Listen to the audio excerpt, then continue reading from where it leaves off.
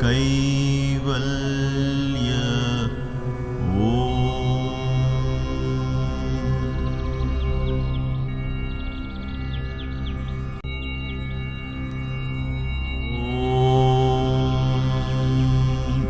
क्लीं कैवल्य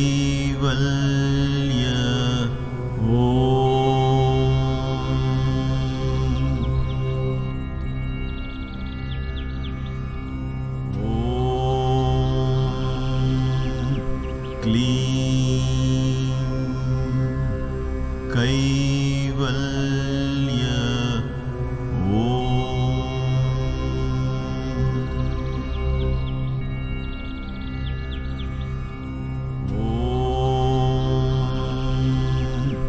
क्लीं कैवल्य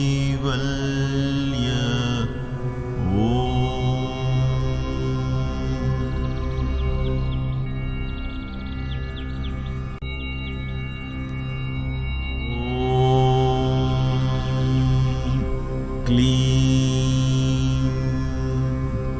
कैवल्य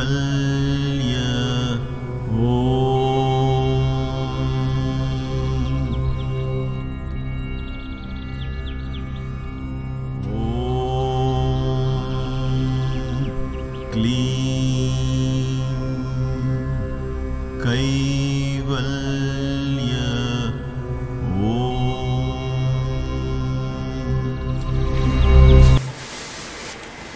Namaste and welcome to Kaivalya Yoga Gurukulam for the Kaivalya Marga class.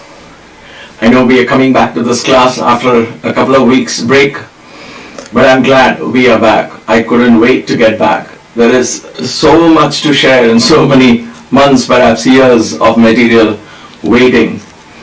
So I'm glad that the universe is providing us the opportunity, the time and all the resources necessary to continue this. As you can see on the slide, the topic is still on pancha bhutas. It will very much be for a while. And we are studying in detail about the 5 elements. Up until now, we studied the earth element. One of the important things about the earth element is that it is powerfully gravitational oriented. Gravity, when you think of earth, the element of earth, you think of gravity.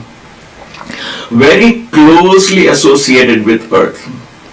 So we studied all about earth element, right? Everything associated with the earth element. Not everything, sorry. Let me take that back. Most of the things at this point what we require.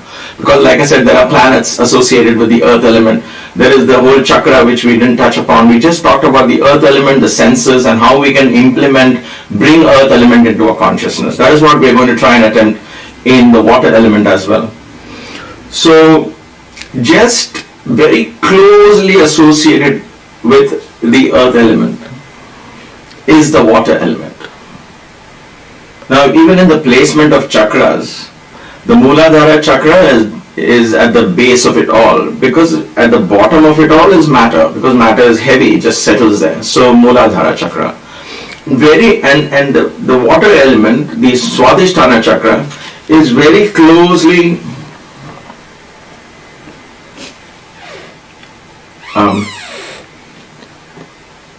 I am not sure where this reverb is coming from. It is not set in my...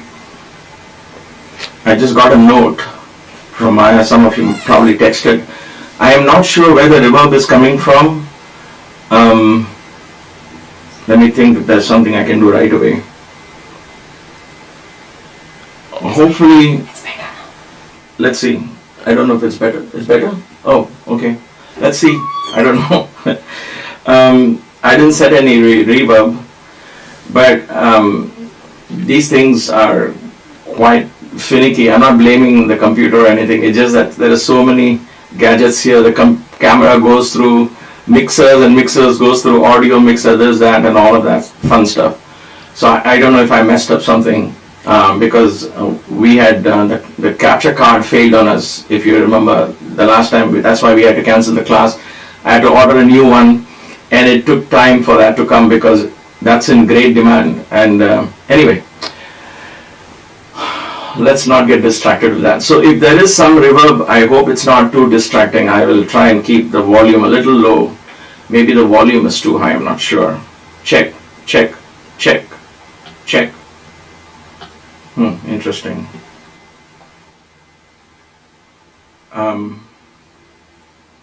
Give me 1 second, I know what's going on perhaps.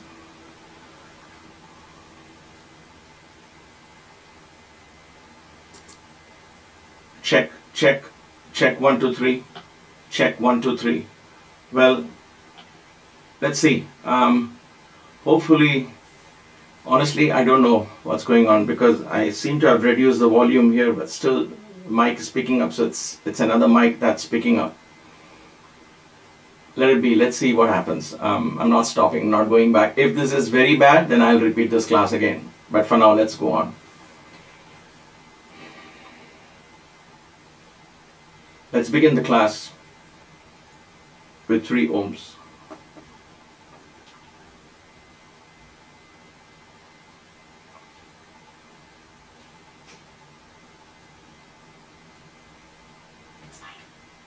Are you okay, Maya? Yes. All right.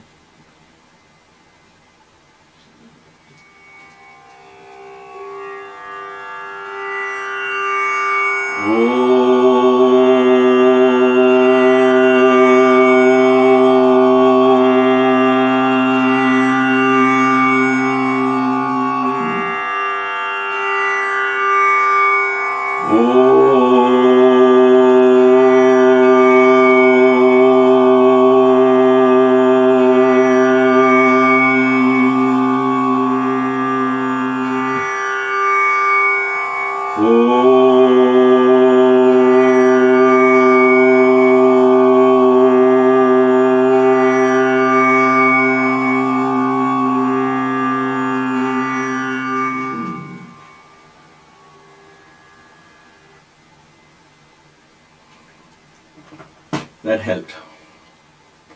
So, when we think of the earth element, we think of gravity, heavy. It is at the base of all the centers of consciousness, because finally when consciousness settles down, it manifests into matter. So we explored this to a large extent in the previous classes. Now we come to the next element, which is very, very, very close to the earth element. It's literally sitting on the earth element. In other words, if you see the ocean, the earth is the container for the water, correct? Water cannot stand by itself. It needs something to settle on. So earth is the container for water, but water literally sticks to the earth. It's not mid-air, if you will. It comes down and settles on earth. So earth and water are very closely associated, which is why even in the centers of consciousness, thousands of years ago, the yogis found that the Swadhisthana chakra, the next chakra which is associated with the water element, is very, very close to the earth element. So it's almost considered the same in some traditional schools of thought. But nevertheless, we will consider them separately. So in this pancha bhutas, we are now entering one level higher, if you will, one or 2 points lighter than the earth element, that is water. I don't know if lighter is the right word. Lighter, more flexible, more malleable, water, right? And all of these are qualities of water. Now, as we go in these classes in the next few weeks, we need to understand and keep meditating and contemplating upon the water element. What is the water element in our lives? How does the water element affect my thought processes? How does the water element, how is it influencing my food habits? How is the water element around me? How much of leverage, how much of heaviness, if you will, in my lifestyle what is the proportion of water element in my lifestyle. So I need to examine all of that, the weightage of water, just like we understood how much of earth element is in our consciousness and so on. So we will get to this slowly. But as I've said before, I like to learn these and I like to share these with a great deal of reverence and prayer and humility. It might sound outdated in the days where we talk of science, and that's good too. I like to relate to science, but I don't want to lose track of the traditional methods of approach, because there was a meaning in that madness. That's something one can only experience. Why am I saying this? It's because I want to start this with the Shiva temple. So this class is going to focus on the Shiva temple. Simply let us start with a prayer. We are understanding the water element. Oh Shiva, guide us. So let us go to that temple, visit that temple first, and then we will examine the stories around that temple. Not get into the details perhaps today. If there is time, we will. We'll see how it goes. But we'll take that step. Invoke the Shiva consciousness into this class, into this virtual space, into this element, if you will, that we're going to study. Because I firmly believe that when we do that, something opens up from within and the learning becomes a lot more easier. It is that reverence, humility, and a willingness to learn. So when I show these temples, I am not asking you to believe in a god like Shiva, but I'm hoping that you will experience the powerful vibrations, sensations, and a fantastic history that surrounds these temples. As I always say, these are portals of divine energy, and those portals are everywhere around the world. But in India, the civilization was so advanced at one point that they were able to recognize it and immediately honor these portals, reverentially protect them, make them a sanctum sanctorum, and then the kings came and started building around them, protecting them further. And so all these temples in India, many of them, which are 1,000, 1,500, 2,000 years old, we are talking of, when we say 2,000 years old, we are talking of the temple as we see today is 2,000 years old. But the portals themselves are thousands and thousands of years old. Nobody never knows the actual discovery of these places, the actual discovery of these temples. They are so old that these lingams are called Swayambhu. They manifested themselves. Is it true? Is it not? There is no way to argue either way. And it really doesn't matter. What matters is how we are able to tune into that energy, because when you go there, knowledge flows, inspiration flows, creativity flows. I have experienced a sense of such powerful guiding energy in these temples, which is why I wanted to go there. And I'm glad the universe opened the doors to me this February, early this February in 2020, which is where I went seeking the blessings in order to begin this. So this was the plan. But I came back and one thing led to the other, and here we are. So with a heart full of gratitude, I'm going to share these short videos. I'm not going to do great justice. It's not a professional documentary. I've not had time to sit and do commentaries and such like that. But I'll give you basic information on these temples, and we'll see where it goes. So here we are in the pancha bhuta, the 5 elements. We are going to visit a temple called the Sri Jambukeshwarar temple. Jambukeshwarar. In South India, especially in Tamil Nadu, you can see this beautiful picture here. It's a huge temple, huge temple. The outer compound wall, you'll see in a couple of videos, you'll see a huge structure like a fortress they built, the kings built it. They are about 2 miles in length and about 2.5, 3 feet wide. The wall itself is that wide all along. So it is built like a fortress. That was the amount of resources the kings put in order to preserve these temples, the sacred places. So Ishwarar, all these temples in South India, they end with Ishwarar, Jambukeshwarar, Ishwarar, Ishwara. Ishwara means Lord, the Lord of the Jambu tree, the Lord of the mango tree, and so on. So Ekambareshwarar, Jambukeshwarar. So there's an Ishwara in the name, and that is how it becomes a little bit of a tongue twister, but that is how you can explain the names of most of these temples in South India. Shri, of course, is added as means of auspiciousness. Shri is a very, very powerful word, very powerful bijakshara, which brings the very name Shri, especially with a bindu at the end, the dot at the end, Shrim. It becomes a powerful bijakshara mantra to attract abundance, to bless. It's a blessing by itself.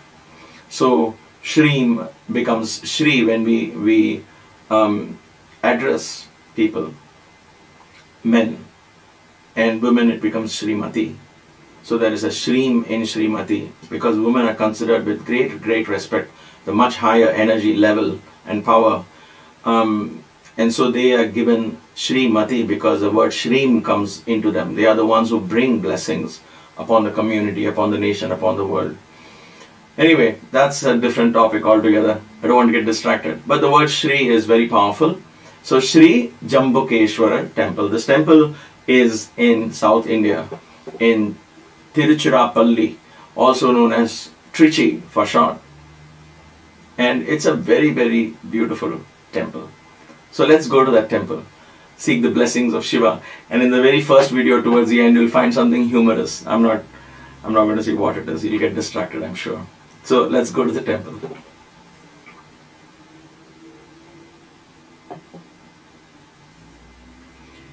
This was the entrance of the temple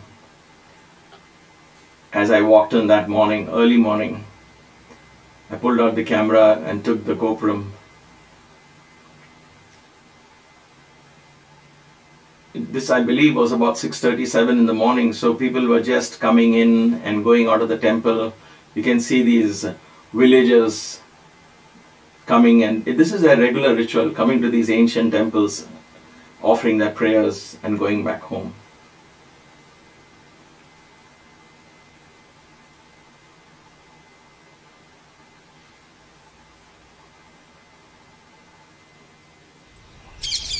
Namaste.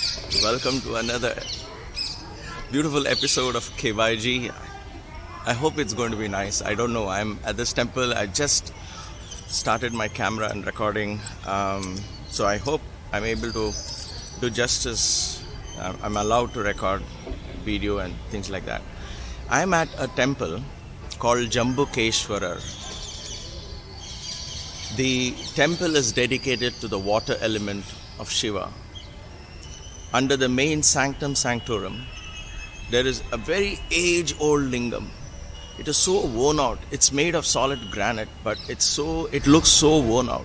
But from underneath the lingam, there is water that is constantly coming. So there is some underground spring, obviously, that is constantly feeding. And this has been there for centuries and centuries. And therefore, this temple that was built around that sanctum sanctorum is dedicated to the Jala Tattva, or the water element of Shiva. So as we go during the day, and the first thing I'm going to do at 8 o'clock is I'm doing a ritualistic offering to Shiva Lingam, and I'm going to take the KYG Lingam and get it blessed. That's my primary objective. Once that is done, then we'll explore the temple around, and we will learn more about the water element and how this Shiva consciousness is actually existing in our body, and how we can, through our practice, through our sadhana, through our rigorous spiritual day-to-day experience, we bring out that Shiva consciousness from within us. Namaskar. It was really funny when that gentleman, he's later on I learned he is the assistant priest He assists in all the rituals and the pujas of the temple, and he was so curious. He later on asked me, how do you get all that in that little tiny video camera? Is that a video camera? What is it? Is it a microphone and so on? So we had an interesting discussion, and later on I found that he had he helps in the inner sanctum sanctorum of the temples. So these are great souls who have perhaps done a lot of austerities. This, of course, is my belief, to be able to be doing this on a regular basis and dedicate their entire lives to Shiva. Some of them refuse when you give money. They say, no, we don't want money from you. So it's very, very, it's a great honor to meet them. They're very innocent, very childlike. And so I said humorous because I was wanting to speak something and suddenly I felt this presence next to me and he almost like peeped right into me and started asking me questions, not realizing I was talking into the camera. Anyway, that was the fun part. So the temple, here is the next video of this temple. I want you to see, and as you see, because I have not really recorded anything audio wise, I'll speak through the video so you'll get an idea as we go to the inner sanctum, not the sanctum sanctorum, because we are not allowed to record video inside the sanctum sanctorum, but we'll talk about that in a bit. But this is such a huge temple, and these many temples have many gopurams. So gopurams are towers, many towers that you cross, 2, 3 of them, and go into the temple. So let's take a look at this one. So here we are entering this temple, and so this is the first tower. There is a second tower coming up, and there is another one coming up there. And it's interesting, right in the very entrance, you will see that there is a place that is now dedicated to the elephant. Her name is Akhila. She's 18 or 20 years old, I was told. A lot of renovations continue to be made in this temple. So the beauty of this temple here is Parvati and Shiva are facing each other. They're not side by side, they face each other. Because here it is believed that Shiva came as a guru to Parvati. So it is called Upadesha Stalam. Upadesha means Shiva initiated Parvati into a deeper spiritual practice. Because as per the story of the Puranas, Parvati mocked Shiva because apparently he was doing austerities for world peace. Maybe he was doing 108 sun salutations for world peace and world blessings for the world, who knows? We don't know that. And Parvati mocked him, said, what, your austerity, how is it going to help the world? And so Shiva sends her down to understand the essence of oneness, and so she comes and does austerities once again, discovers the Shivalingam here as the water element. And right here my camera is going to turn towards the right. That is where her temple is. So it's like a whole different place set up for her. I don't think I've taken videos inside this, I was not allowed to. But that's what it is. It's a beautiful place. So the story goes, so Parvati comes down and she starts doing austerities and penance. So it's almost like when I hear these stories in every temple that Parvati keeps coming back to do penance, it's almost like consciousness can go high, but it also can fall back and then again rediscover its path all the way up. And so I guess that's part of the play of consciousness.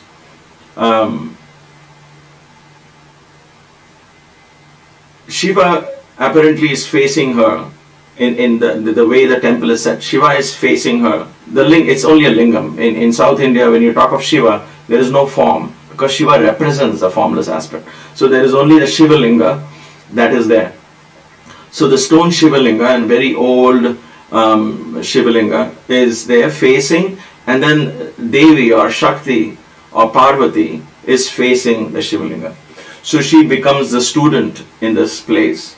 Akhilandeshwari is her name, and she receives benediction. She receives guidance from Shiva, who teaches her what is this path to higher consciousness and oneness. I find that very fascinating. That is one story as to how this came up. There is also another story which is associated to what you find in the temple. In the innermost sanctum sanctorum, it's very fascinating how as you enter the temple and go within all the way in, it's a huge room. First of all, there is a door. You open the door opens and you go in. There's a huge hall, and that is there's a river like a moat like situation is there with water running, because there is a spring under the Shivlingam that is constantly letting out water, and the Shivlingam itself is kind of very close and down. You have to go in and down towards the Shivlingam. It's very hard to explain, and even if you read the Wikipedia, you won't be able to visualize. But the innermost sanctum sanctorum, oh my gosh, it's so beautiful. First of all, the stone architecture itself, there's so much intricacy there. There's so much details there. A detail of a rishi on whose head this jambu tree grew. And Parvati does tapas on that, under that tree. And that's how she either generates this lingam or she's built this lingam out of water, as the story goes. But this is a granite lingam, unlike the Ekambareshwar where the lingam is actually of sand. This is a solid granite. But from underneath the lingam there's a constant source of spring.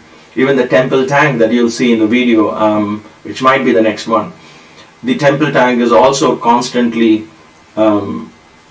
fed by natural springs. And these springs have never dried up in all these thousands of years. Never dried up, whatever the season is.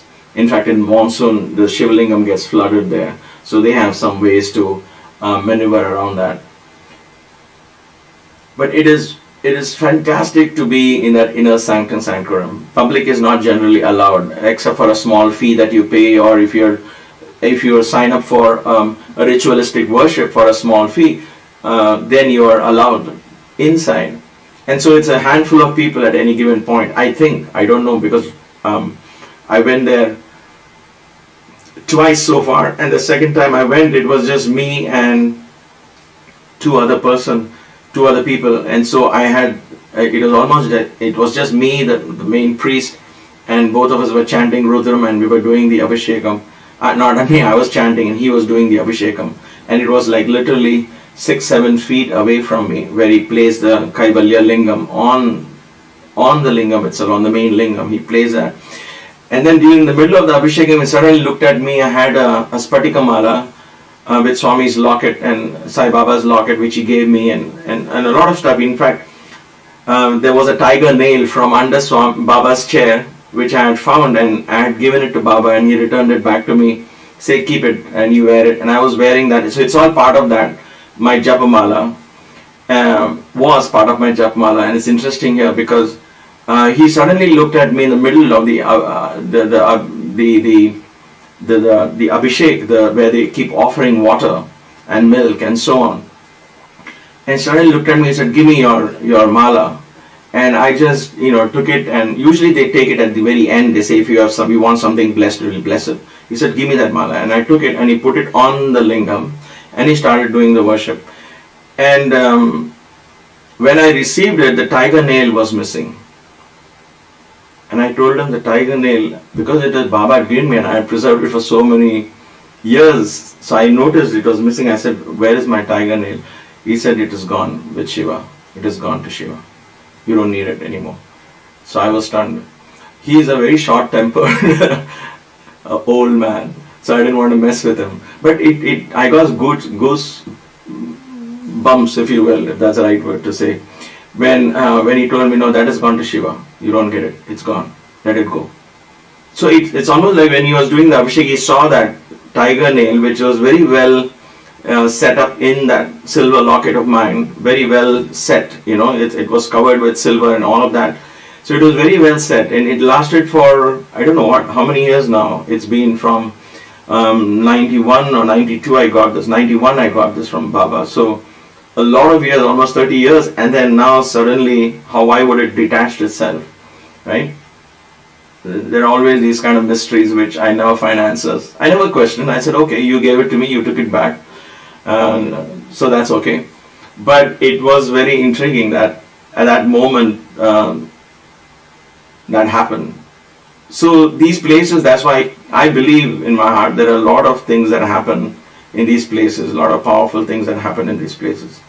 Anyway, so here is another video of this temple. Let's see what this is. I edited 3 or 4 or 5 videos, so let's see how this goes. Let's go to the next one.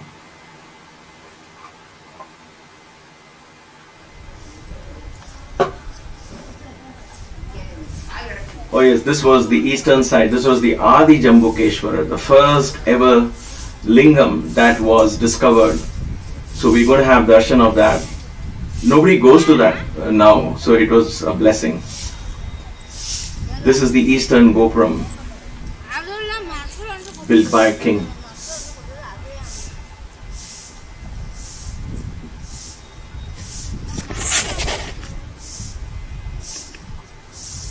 So the Gopuram that you see behind me, this is the eastern Gopuram. So that's the east. So this was the first Gopuram this was the main entrance. Now it is closed for whatever reason, I don't know. But this was the main entrance built by Sundara Pandian. So it's an amazing piece of work, that particular Gopuram, and it's got a signature. Let's go and take a look at it. But it's interesting to note that this, you walk in and you go to Adi Jambukeshwara. The original Jambukeshwara, the name comes from this particular temple. Such a very, very old lingam. This was perhaps the first ever shrine that was built. And then the water came seeping in another spot and they built that. I don't know the history. Nobody really knows these histories. So I have to sit and talk to somebody for which I don't have time. But you can perhaps Google a little more on Adi Jambukeshwara. But this is what the original temple was. I am told by this priest that it was originally here, Adi Jambukeshwara. Adi means the first one. The first Jambukeshwara lingam, water lingam, was over here. Next to that is a Kubera lingam. We'll see that also. But this is that. This is the entrance. This is that amazing Gopuram, at least 1200 years old. So you see, the shrine itself is thousands and thousands of years old. But this, around the shrine, every king came and built whatever he could to make the temple bigger and bigger, dedicate more and more land and Gopurams. So it's an amazing piece. And there on top, you see 2 fish and a staff in the middle. That's his signature, Sundara Pandian. So the king Sundara Pandian built this particular Gopuram, and he must have been a patron of this temple. And so he resurrected the temple. And all these are ancient symbols. Look at how ancient they are, how they are worn out. See that? It's amazing. Some of the other temples had it more defined, but this is so much more worn out. Look at this beautiful piece of architecture. Such divine precision.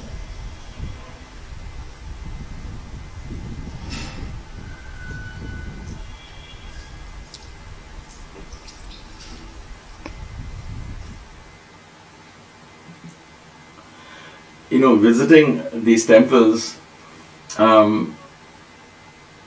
is an amazing experience, because you suddenly are taken back in time to see how this would have been. If you see those kind of structures in granite, there is one thing of carving that in such precision and such beautiful sculptures that are made.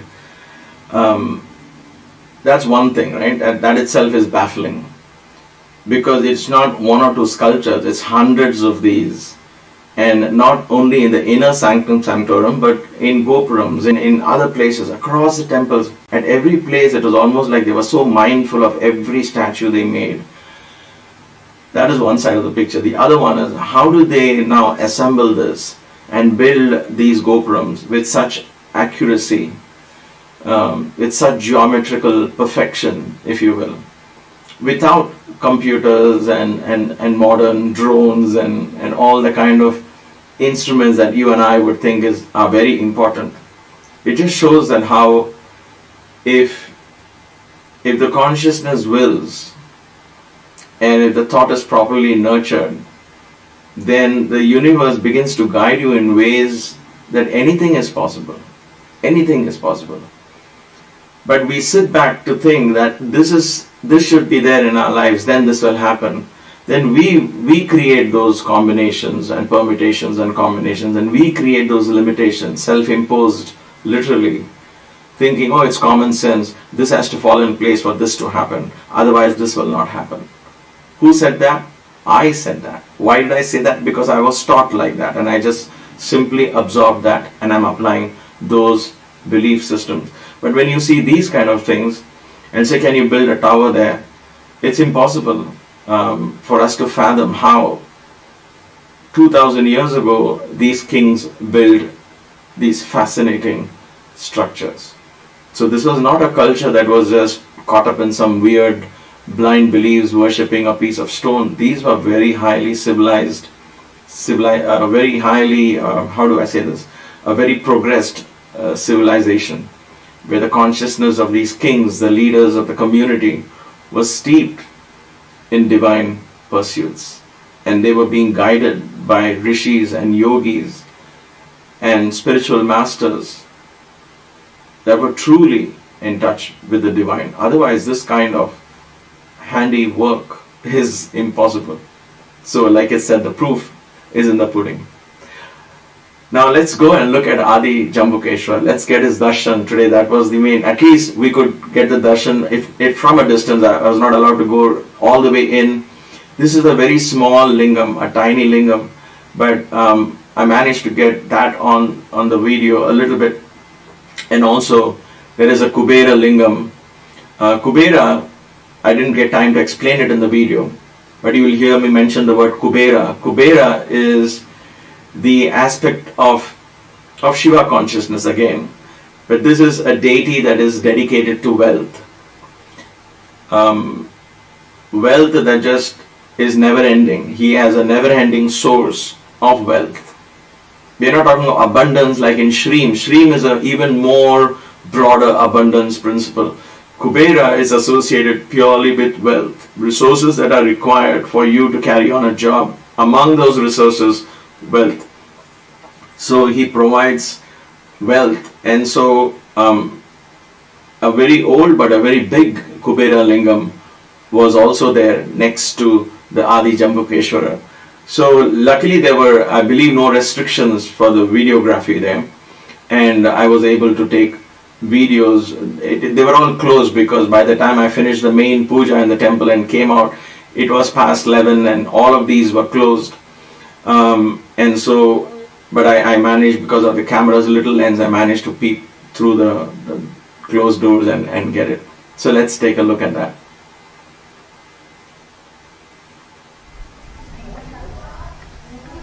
This is the temple tank, which is fed by natural springs. This is Jambu Tirtham, the original Tirtham or the original tank. Now lotus and lilies so beautifully they grow there.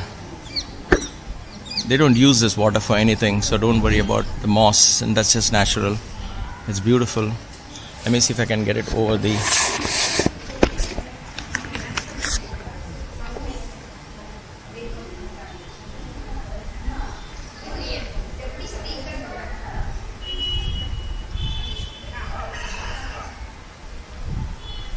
place. This is the holy ground where the water element is associated with the Shiva consciousness.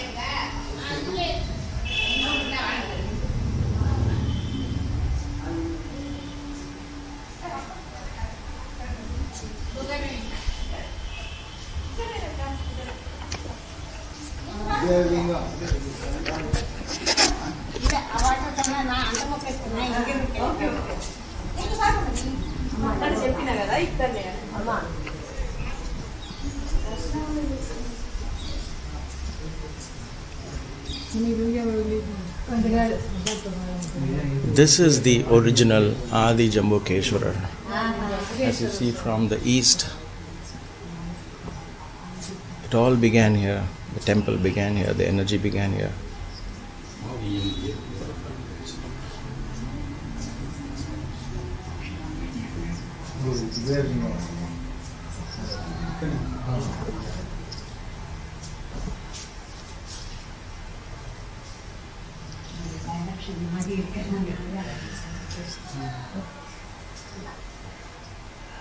And this is the Adi Akhilandeshwari Sannidhi. Amazing deity.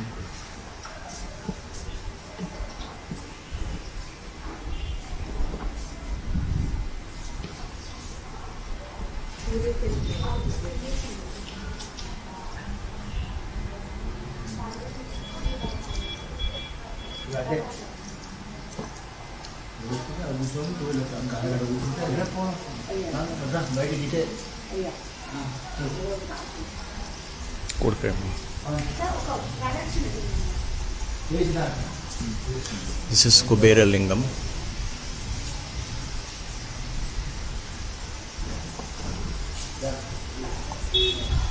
Just next to the Adi Jambukeshwarar is Kubera Lingam.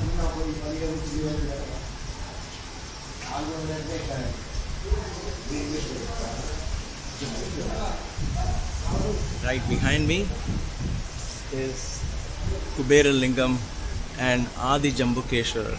It's fascinating. It's such a tiny lingam. I don't know if you got to see it on the camera. I'm not sure. Hopefully it got something. But it's so tiny. To imagine that tiny lingam has created such an energy that every king who came here built something around it, and it kept building more and more till this became a huge temple complex. And they discovered the spring inside and they built another temple. So it must have been something like that. So it's just standing on these holy grounds again, like in the Himalayas. It's fascinating to be part of this great history. And that is why I decided to be part of it and donated on behalf of KYG. We, rather not I, but we are part of it, and we are part of doing something. So it's such an honor to be here at this temple. Everything that you see here is so mystical. Every temple is like that.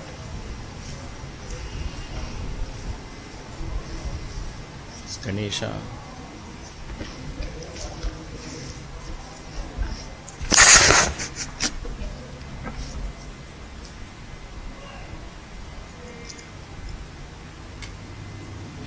This is perhaps the only temple which has Nagam and Ganesha around. See that? You have Tandava, you have Krishna dancing on top of the Nagam. These are all very meaningful, very symbolic, each one of them. You have Ganesha himself surrounded by two snakes, and then you have the same thing on the other side as well. Om Gam Ganapataye Namaha.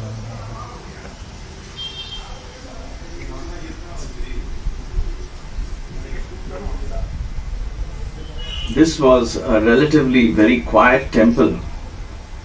That afternoon, that day, there were no marriage ceremonies or weddings taking place. Ancient. This Adi Jambukeshwar, a very old temple.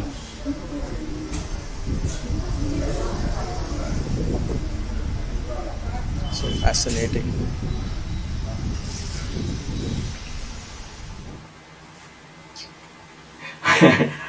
Everywhere I go, I keep saying absolutely fascinating, fascinating.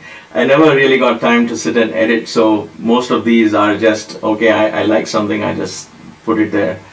But this is what it was. To go there, sit, and so if you notice the Adi Jambukeshwar, the actual temple was a little inside, and there was a kind of a portico. On the right side was Akhilandeshwari, and Jambukeshwar was there. This was not the main lingam which I offered the ritualistic puja. That was way inside, where a huge sanctum was built around. But something called me so deeply here that after this little trip around, I went back. I couldn't just leave that spot. It was attracting me so much that I put off all the cameras and everything and just sat there to meditate for a while. I carry a little bit of mat, so it's a little soft. Otherwise, it's very difficult to sit on hard granite stone. We are not used to it, right? So I sat inside, right there, literally on the lap of Shiva and Shakti, facing her, and meditated. What I noticed is it is so effortless to slip into deep meditation that I had to, when I came back in about 5-10 minutes first time, I knew I have to actually tie my camera and other stuff to my body, because I don't know if I am lost, because there was just nobody, just me. My driver was outside sitting in the car, he wouldn't come in. And so I literally tied the bag to my body so that if somebody were to take something, they would have to shake my body and disturb me. And then it was so effortless. Some of the deepest meditations, and it was also, like I said, a very quiet day. There was no weddings and no ceremonies and no loud music, nothing. There were no kids running around, just occasional people coming and going. It was actually very, very soothing.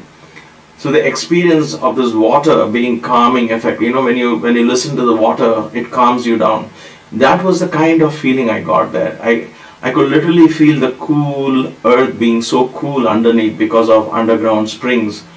I believe would be throughout the temple, because this temple tank that you saw is being fed by underground springs. The main sanctum is fed by underground springs.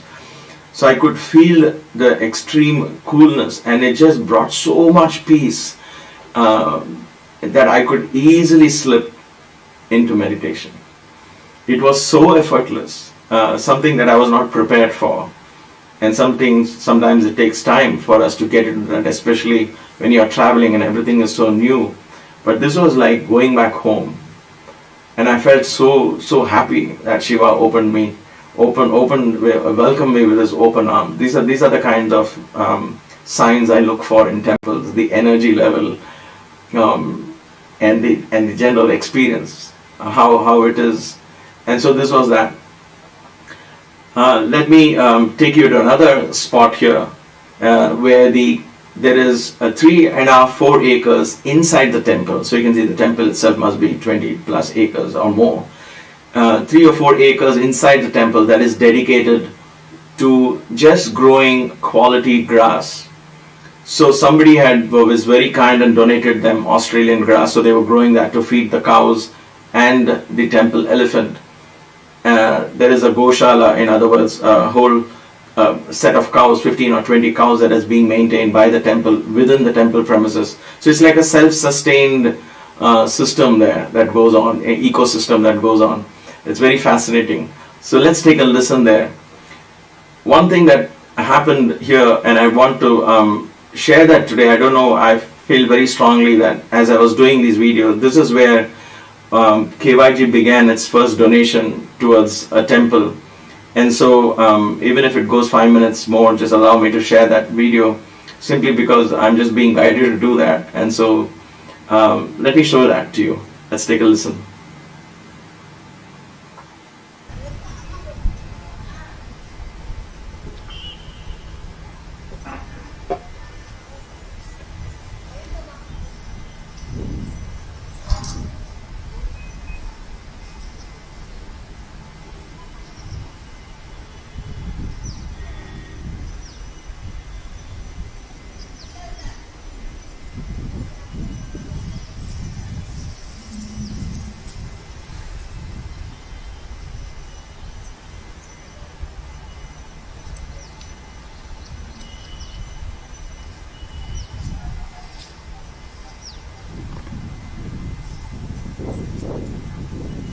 Namaste. I'm at this place where this entire section behind me that you see, the grass, is about 3.5-4 acres of property that you see all around me, that behind me. And this has been recently it's a project under construction, it's a ongoing project. They're actually growing grass to feed 20 to 30 odd cows belonging to the temple and one temple elephant. So they got this grass from Australia. It's very high quality grass that they're growing. and that they feed the cows, so that it is done in a very traditional sense. You don't. It's grown in the temple. It's grown organically, and then that is how they rear the cattle here, and then that's how they breed the cows. And it's so fascinating, actually. I'll see if I can get the goshala. It's just somewhere here. The priest did take me around and showed me the goshala. But I'm proud to say that KYG, Kaivalya Yoga Gurukulam, one of our objectives is to help build these temples, maintain these temples, and help them with some ongoing projects or the other. And it just so happened that they have one project, that this pavement that they are putting, if you see this pavement has behind me, it's kind of stopped because of lack of funds, and they need another 50,000 odd rupees, which comes to about $700 odd, $800. So as I was sitting this morning at the temple in the innermost shrine and getting the Kaivalya Lingam blessed, this thought struck me that why can't I begin offering KYG's donations to a cause right here and make a beginning right here. It just came to me very strongly, a thought which I couldn't ignore. It was not just a thought, I think it came more as a directive. And so when I say I am proud, it's just with great humility. I know it's a kind of a misnomer, but with great humility, I want to say that KYG USA will fund about $800. We will try and allocate for this towards this project. The idea is I'm going to contact the builder, the paver, directly, the one who does this. Let me see if I can get the company that does this payment, these pavers.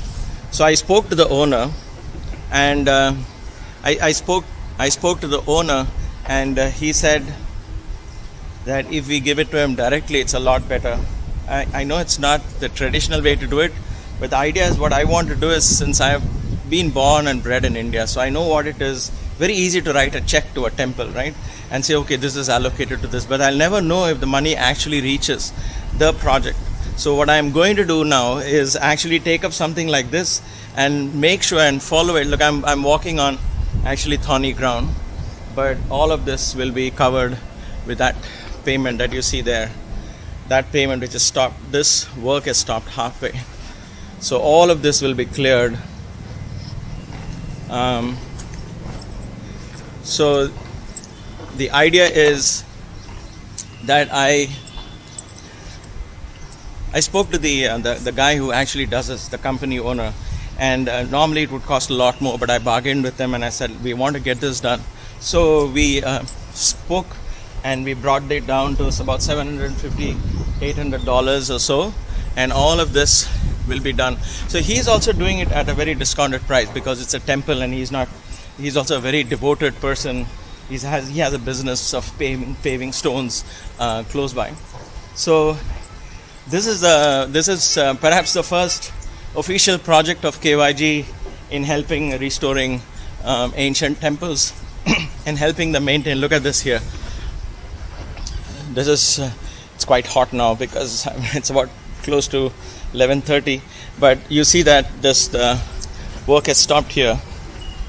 Ouch. Okay. Okay, so this is where he is also wanting somebody to donate funds and do that. In addition to that, you have this whole vegetation that's being grown, and bore wells that are being put, pipes that are being put. All this is to help maintain the cattle. It's a goshala.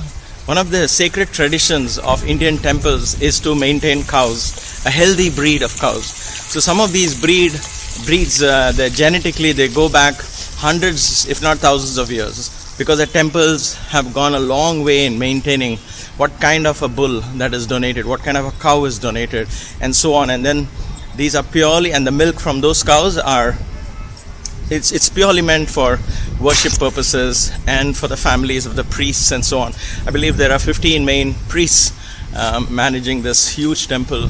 I'm in just one corner of this temple. Look at this. I'm just here in this fields. And so it is somewhere here that all of these big projects take up. I'm going to go back because the stones are so hot. I can barely walk. So, all right. Well, I make it quick. So yes, I am very, very happy, and I spoke to Maya, and she's thrilled as well. So that we will help in building this part of the pavement, so that the elephant, I believe, comes for her walk. It's a she. Her name is Akhila at the Jambukeshwara temple. She's about 18 years old. I'll try and see if I can get her also on the camera. She's an amazing animal. Of course, all elephants are like Sai Geeta in Puttaparthi, who was so friendly with many of us who had the chance those days to go and play with her. We played football with her, actually, believe it or not. So Akhila comes for a walk every day around, and so when we pave this, will also help her. So that's it. I mean, in this holy temple, Jambukeshwar, the water element of Shiva, he has somehow welcomed me. He honored me so much this morning. It was amazing. The way the priests bless the lingam, they are very devoted, all of them. I met one young priest in particular, Vasudevan by name, very, very helpful. I will provide his number as well, if in case you want to, any of you want to visit this temple, call him. He's very hospitable, wonderful gentleman, a great priest. His father was also a priest in this temple. So these people carry on from family to family, and I wish to support these priests. You know, it's not. It's heartbreaking to, if you hear their salaries. I'm not going to disclose it because it's not nice, but it's heartbreaking to see how little they get by way of salary. And so if some of us feel, oh, these priests are all after money, and they are doing it so that you can give them extra, cash on the plate, whatever, when they offer their worship on your behalf, I say, why not? Why can't they be comfortable? You know, they have their children too. The children have to be educated, and they also have a life. And if they are happy, they're going to bless you profusely. And the Vedic mantras that they chant are so powerful, and that comes from a place of happiness, not a place from expectations. And so this is a great place to do projects such as these. And one of KYG's objectives is definitely to nurture and maintain temples, to take up projects like these, to take up Veda Pathshalas, to help them support Veda Pathshalas. Veda Pathshalas are Vedic schools where traditional Vedic wisdom is still taught to young children, and they spend 15-20 years in that school, and they grow up to become priests. Now, if there is a way we can be part of this tradition, why not? So behind me you see people working there. I'm told they are all volunteers. They're villagers who come. They cut grass and they feed the cattle because the temple can't afford to pay people salary to do this. And this is not an easy job, maintaining trees, maintaining all this. So I believe there's all volunteer work. They are kind of semi-employed by the temple, but this is not part of their job description. But yet they come, they offer, because they feel, if I can feed the cattle and the cattle gives milk for the temple and that milk is being used for worship, then I'm blessed. Such a great, these are not people with means for basic livelihood, and yet they have a sense of giving.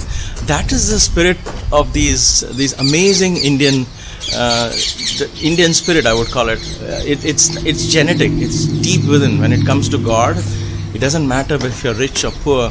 The idea of giving is not dependent on your bank balance. It is an attitude that you develop, and that is what these temples teach us.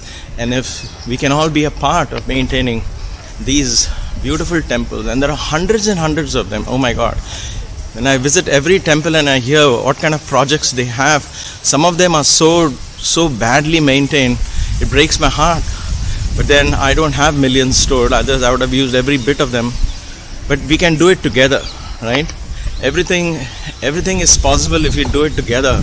One person doesn't have to do it and take the credit, or when I go to the grave, I just want to know that I was part of a bigger mission. KYG is much bigger than who I am, and there are hundreds of organizations like this dedicated. So if you have one, be a part of that organization and see how you can support these. For some people, they just don't have time to go there. They find it easier to write a check. But then people like me, I want to make sure that the money goes to exactly the right spot, because I am from India, and for those of you who are from India, you know that how it's not about corruption, it's just about mismanagement of funds. And also the government rules and all of that, it's just crazy. So a lot of your donation goes away in bureaucracy, and not really, the monies don't reach the priests, they don't reach the projects. And that's why the temples are in the condition that they are today. This is a much better temple comparatively to some of the ones I have visited in Kanchipuram and so on. So I've started with this project with a sense, I don't know, it wasn't planned at all. It just came to me, they presented this, and as I sat in meditation this morning at the shrine, chanting the Rudram, offering the worship, it just came to me that I should begin that here.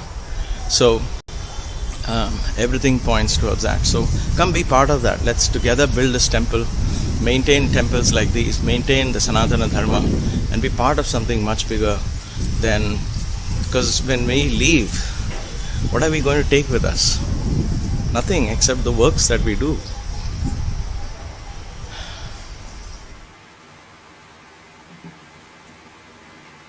Like I said, I am not sure what exactly prompted me to make these videos there, but it was so powerful that I did. And so why am I sharing it today? I don't know. But when I was thinking about thoughts on water, I always believed that water, the prana energy, the life energy of water has to flow. All the resources that we get in our lives, whether it is resources of time, whether it is resources in the form of relationships, whether it is, when I relationships I mean children and so on. So we get that in abundance. It's a resource, right, for us. So they come to us. Time comes to us. Wealth, money, products comes to us.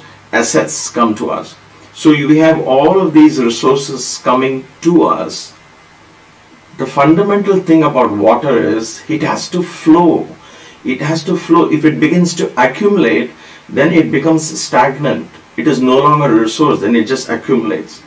And in our modern mindset, we are taught to accumulate. I'm not sure, and I'm not going to say that it is wrong to accumulate. No, don't misunderstand me. But then there has to be at least a part of these resources that has to flow, that has to be channeled. In other words, given back in some form. When you give back to the community, you're actually giving back to the universal self, which is you. And so, but it was perhaps these thoughts that I've always nurtured which prompted my subconscious to come forth and say, begin it here. It's a very small donation. It's a very small project that we did. And within a month, I got pictures of that path fully laid out and everything. So I was very happy that this took place. But there are, like I said, hundreds of temples like this. So I don't know. Let's see how we can make the resources flow, how we can be part of this universal flow of energy, be part of an ancient tradition that has kept Indian thought process and through India nurtured, nourished the mankind in general with Vedic chants, with powerful mantras, and the teachings of universal oneness that began there, which is nurtured that, which is sustained there even today. If we can all be part of that, then I think there is a great way to sanctify our life.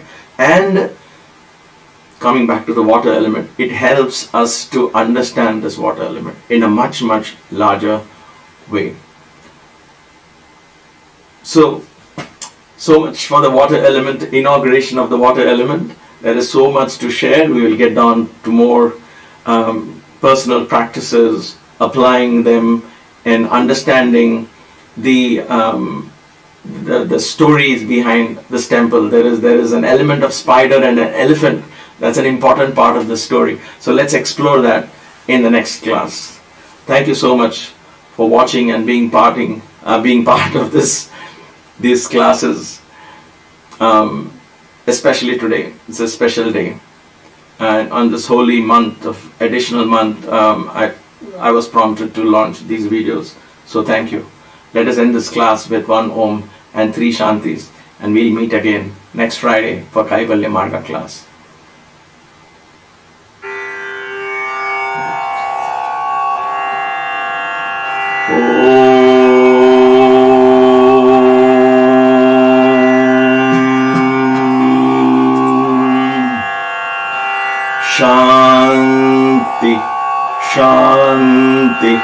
Shanti.